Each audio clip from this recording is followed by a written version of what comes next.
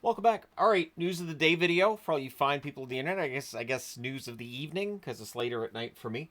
But a little bit of news here, and then a preview of tomorrow's games because we have early starts tomorrow. At least, it's hockey all day tomorrow. So, starting off with the news, Phil DiGiuseppe has been waived by the Vancouver Canucks. They have changed out their forward group. DiGiuseppe now on waivers.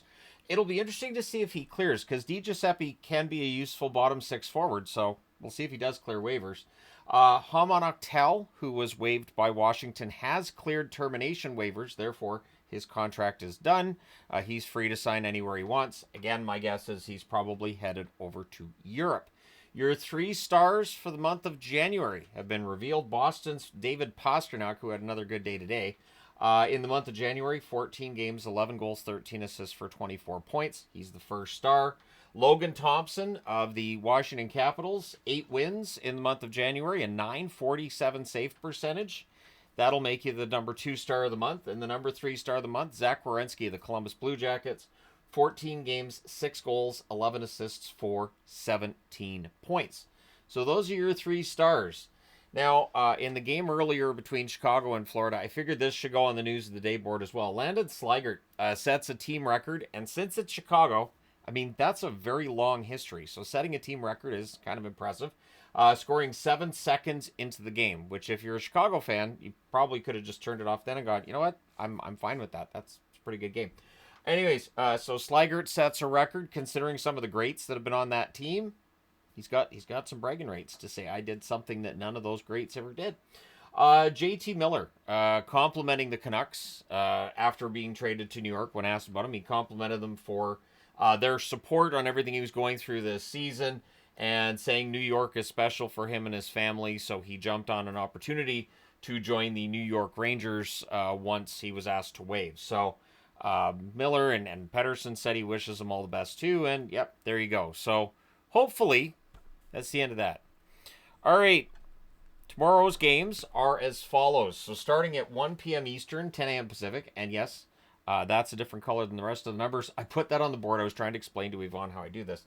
So at 1 Eastern, 10 a.m. Pacific, the New Jersey Devils, the Boston Bruins go at it. Or Boston Bruins, Buffalo Sabres go at it. I'll figure it out. New Jersey 29-18-6 on the season. They're 4-3-3 in their last 10. Buffalo 20-26-5 on the season, 5-5 in their last 10. Can they go on some sort of a run and get themselves back in? All right, people are already laughing. 3 Eastern, noon Pacific start between Philadelphia and the Colorado Avalanche. Philadelphia 23-24-6. Probably going to be glad to be out on the road. Get a chance maybe to regroup. They are 5-4-1 in their last 10, but they seem to be trending in the wrong direction. Colorado, on the other hand, 30-21-2. They're 4-5-1 in their last 10, but unlike Philadelphia, it feels like Colorado's on the right track right now. But again, we shall see how that game goes.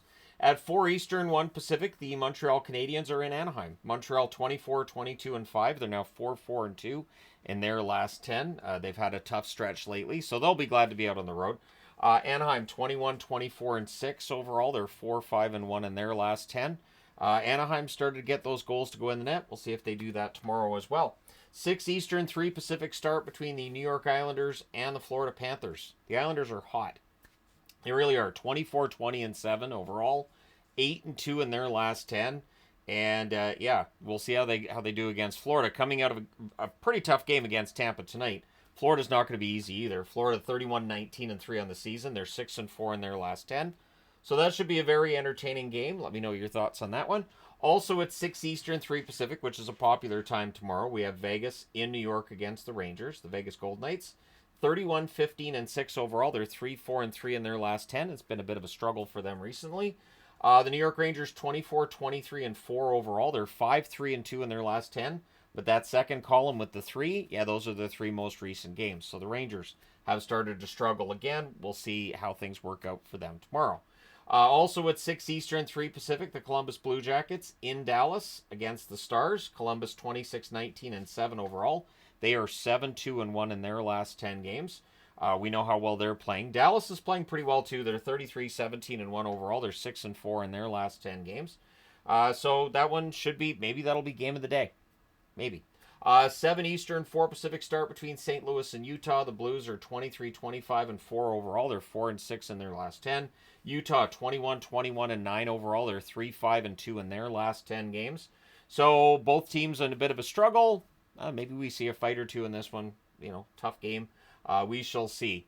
But that one's kind of a tough one to call, I think. But you guys can go ahead and make your opinions known.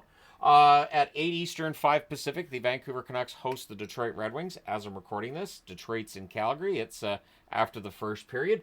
Detroit 25-21-5. Of course, that's contingent on tonight's result. Vancouver 23-18-10. They're 5-5 in their last 10, whereas Detroit 6-3-1 in their last 10 coming into tonight. Again, against Calgary as I'm recording this. And then at 9 Eastern, 6 Pacific, we have the Calgary Flames, who are playing Detroit. That's the asterisk. That's what it's there for. In Seattle against the Seattle Kraken. Calgary 25-18-7, 6-4 in their last 10. Seattle 23-27-3. They're 5-5 in their last 10. So much like some of the other teams that are below that playoff line, Seattle's winning just enough games to let their fans think maybe there's that chance. So they're going to need to go on a bit of a run. Maybe they can jump on a Calgary team that'll probably be tired after tonight's game and, travel and all of that into Seattle tomorrow. Maybe, but we shall see. Let me know your picks. Let me know your thoughts. Hit like and subscribe if you haven't done so already. Thank you guys so much for all your support as always. It's greatly appreciated. I will talk to you again soon.